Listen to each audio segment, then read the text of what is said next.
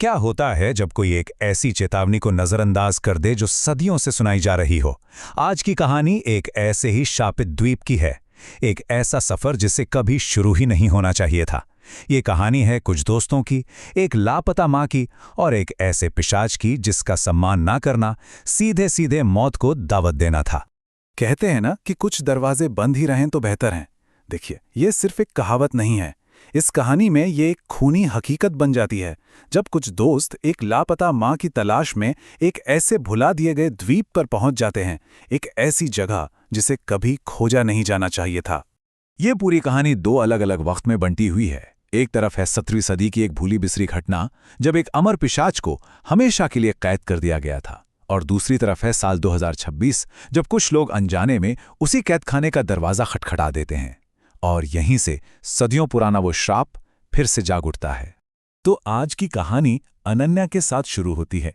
एक बेटी जो अपनी माँ को खोजने की उम्मीद में किसी भी हद तक जाने को तैयार है। उसकी माँ 1 साल पहले इसी द्वीप पर आकर एकदम रहस्यमयी तरीके से लापता हो गई थी, और अब अपने 5 दोस्तों के साथ अनन्या उसी खतरनाक सफर पर निकल पड़ती है जिसका अंजाम उसे बिल्कुल नहीं पता। ये है वो टीम जो सीधे मौत के मुंह में जा रही थी। अनन्या जो अपनी मां के लिए कुछ भी कर सकती है, उसका साथ देने के लिए उसका बॉयफ्रेंड समीर और उनके दोस्त स्वाति, रोहित, ऋतु और विकास। देखिए, दोस्ती और प्यार उन्हें इस सफर पर ले तो आए, पर उन्हें क्या पता था कि ये द्वीप उनकी वफादारी की नहीं बल्कि उनके जिंदा रहने की परीक्षा लेने वाला है। उन्हें ले जाने वाला नाविक विक्रम उन्हें साफ साफ चेतावनी देता है।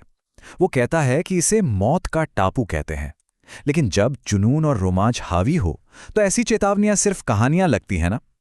उन्होंने विक्रम की बात को नजरअंदाज कर दिया, और सच कहूं तो यही वो फैसला था जिसने उनकी किस्मत पर मोहर लगा दी।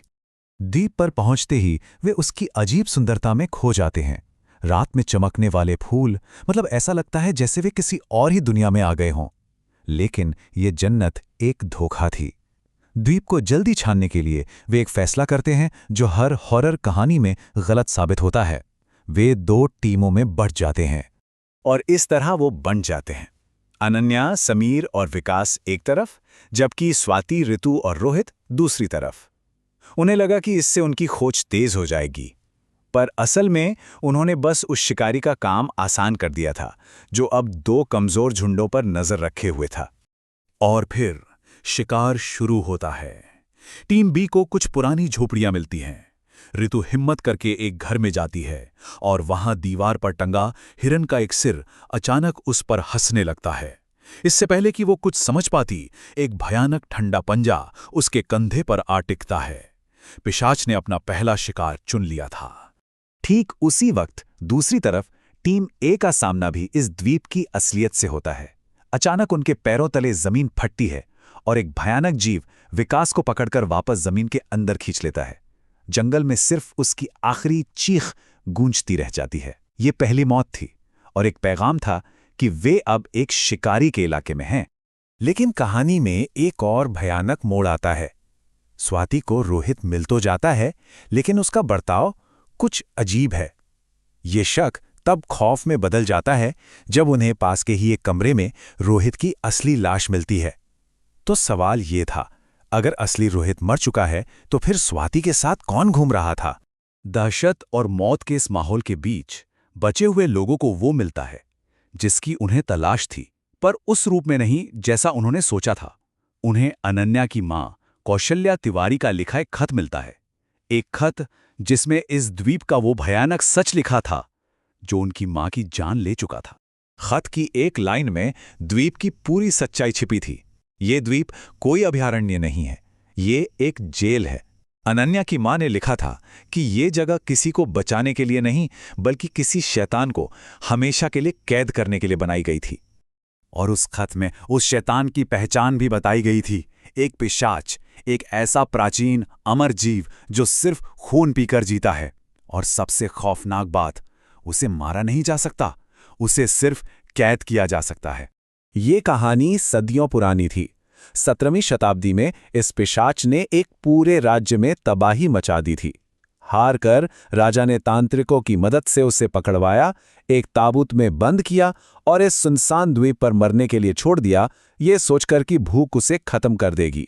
लेकिन वो मरा नहीं, वो अमर था।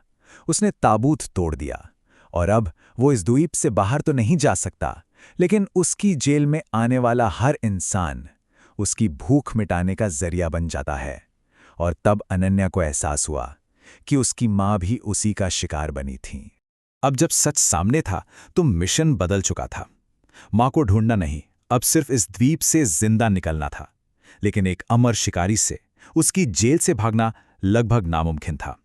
उनके पास वक्त बहुत कम था और बचने का कोई रास्ता नहीं था। और तभी उस खौफनाक पल में जब वे रोहित की लाश देखते हैं तो उनके साथ चल रहा नकली रोहित अपना असली भयानक रूप दिखाता है। ये द्वीप सिर्फ पिशाच का ही नहीं, बल्कि उसकी बनाई हुई बुरी आत्माओं का भी घर था, जो अपने मालिक के लिए शिकार को बहकाती थीं। वो भागते भागते समुद्र किनारे पहुंचते हैं, पर कहाँ जाते? आगे गहरा समुद्र था और पीछे पेड़ों से उतरता हुआ वो पिशाच। उन्हें लगा कि सब खत्म हो गया है। तभी उन्हें दूर अंधेरे में उम्मीद की एक किरण दिखाई दी, एक नाव। ये उनका आखिरी मौका था और उन्होंने अपनी जान बचाने के लिए बर्फीले पानी में छलांग लगा दी। उनका उद्धारकर्ता कोई और नहीं बल्कि वही नाविक विक्रम था। वो बताता है कि जाने के बाद उसे एक पल भी चैन नहीं मिला। उसका ज़मीर उसे उन लोगों को मौत के मुंह में छोड़कर जाने नहीं दे रहा था। उसकी इंसानियत उसके डर पर हावी हो गई और वो वापस आ गया। कहानी का अंत इस तस्वीर के साथ होता है। नाव सुरक्षा की ओर बढ़ रही है और पीछे किनारे पर खड़ा पिशाच गुस्से और भूख से चिल्ला रहा है। उसका शिकार उसके हाथ से निकल चुका था, लेकिन वो भागा नहीं, भाग सकता भी नहीं था।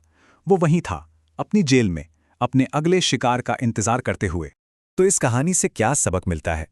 शायद यही कि हर किंवदंती के पीछे एक सच्चाई छिपी होती है।